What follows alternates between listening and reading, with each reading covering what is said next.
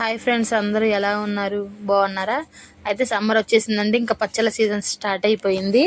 అయితే చింతకాయ తొక్కుతో ఇంట్లో చేసుకునే చింతకాయ పచ్చడి అసలు ఎలా ఉంటుంది, నేను ఏ స్టైల్లో చేస్తానని చేసి చూపిస్తాను. చాలా కమ్మగా ఉంటుంది, చక్కగా అందరూ ఇంట్లో చేసుకునే విధంగా, పిల్లలు కూడా తినే విధంగా కమ్మగా బాగుంటుంది. అయితే దానికి ముందుగా ఏం చేస్తున్నానంటే, ఇది చింతకాయ తొక్కు ఆల్రెడీ పట్టిందనమాట. పోయిన సంవత్సరం ఇంకా ఫ్రిడ్జ్లో స్టోర్ చేశాను, ఇంకా చాలా బాగుంది. అయితే ఇప్పుడు అలా దాన్ని పక్కన పెట్టేసుకుని ఎంత క్వాంటిటీ వేయాలో శనక్కాయ పప్పులు చక్కగా వేయించేసుకుని పొట్టు తీసేసి పెట్టుకున్నాం. ఆయిల్ వేయకుండా వేయించాం అనమాట. అయితే ఒక 6-7 పచ్చిమిరకాయలు వేసి వేయించి పక్కన పెట్టుకున్నాను. ఇప్పుడు చక్కగా శనక్కాయ పప్పులు రోట్లో నూరుకుందాం. ముందుగా శనక్కాయ పప్పులని నూరుకుందాము. పచ్చడి తయారు చేయడానికి ముందు శనక్కాయ పప్పులు నూరుకుందాం మెత్తగా. అయితే ఇవి చక్కగా ఎగురుతూ ఉంటాయి, అందువల్ల జాగ్రత్తగా చిన్నగా నూరుకుంటూ మెత్తగా పలుకులు లేకుండా చక్కగా నూరేసుకోండి. వెల్లుల్లి రెబ్బలు కూడా వేసి చక్కగా నూరేసాను. మెత్తగా చూసారా, అంత చక్కగా మెత్తగా నూరాను. అలా నూరితే ఏంటంటే కలుపుకునేటప్పుడు పలుకులు తగలకుండా ఉంటాయి అన్నమాట. ఇది అన్నంలో కలుపుకుంటాం కదా.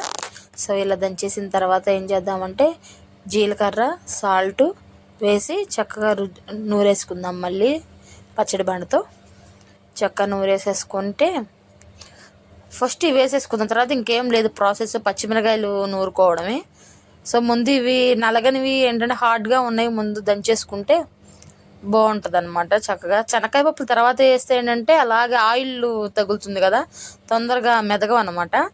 సో ఇప్పుడు వేయించిన పచ్చిమిరకాయలు ఉన్నాయి కదా, ఆయిల్ వేయకుండా పచ్చిమిరకాయలు ఒకటే వేయించేసుకొని ఇవి కూడా చక్కగా మెత్తగా ఆ మిక్స్చర్ మొత్తం కలిసేలాగా మెత్తగా రుబ్బుకుందాము. చక్కగా ఇలా రుబ్బేసుకుంటే మళ్ళీ ఇలా దంచుకోండి ఫస్ట్, తర్వాత నూరుకోండి. ఏంటంటే మళ్ళీ లేదంటే మెదగవు, కళలో పడతాయి. అందుకని చక్కగా నీట్గా నూరేసుకోండి. ఇలా చక్కగా ఇలా నూరేసుకున్న తర్వాత అప్పుడప్పుడు వారంలో ఇలాంటి పచ్చడి అది తినకపోతేనండి అసలు నోరేంటో అలా అదో రకంగా అనిపిస్తుంది అనమాట. అప్పుడప్పుడు ఘాటుగా తగలాలి నోటికి. సో ఇలాంటి రోటి పచ్చళ్ళు మా ఇంట్లో 2 రోజులకు ఒకసారైనా చేసుకుంటాము. మా ఇష్టం అన్నమాట మాకు అలా రోటి పచ్చళ్ళు. సో ఈ క్వాంటిటీకి నేనేం చేసాను, స్పూన్ చింతకాయ తొక్కు మాత్రమే తీసుకున్నాను. ఎందుకంటే ఎక్కువ చట్నీ చేయట్లేదు, ఒక చిన్న బౌల్లోకి చేస్తున్నాను కాబట్టి. నేను చూశారు కదా శనక్కాయ పప్పులు ఎన్ని వేసాను చూసి, పచ్చిమిరకాయలు కూడా తక్కువే వేసాను. ఆ క్వాంటిటీకి ఏంటంటే ఈ చింతకాయ తొక్క స్పూన్ సరిపోతుంది అనమాట. శుభ్రంగా నూరేసేసి దంచేసేసుకొని కచ్చా బచ్చిగా నీట్గా దంచేసుకొని గిన్నెలో తీసి పెట్టుకున్నాను.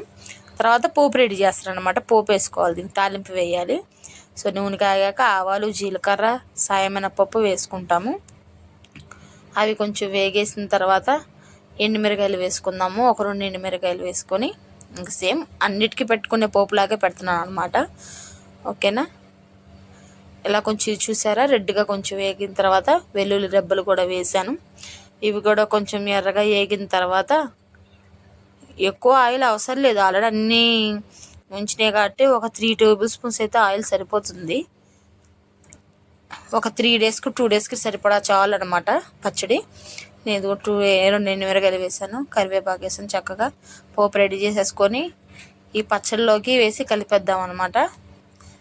కలిపేస్తే చక్కగా ఒక 1 వీక్ అయినా చక్కగా ఫ్రిడ్జ్లో పెట్టకపోయినా కూడా చక్కగా నీట్గా ఉంటుంది అనమాట. ఏం పాడైపోదు, 1 వీక్ కూడా ఉంటుంది అనమాట. బయట పెడితే ఫ్రిడ్జ్లోనే పెట్టక్కర్లేదు.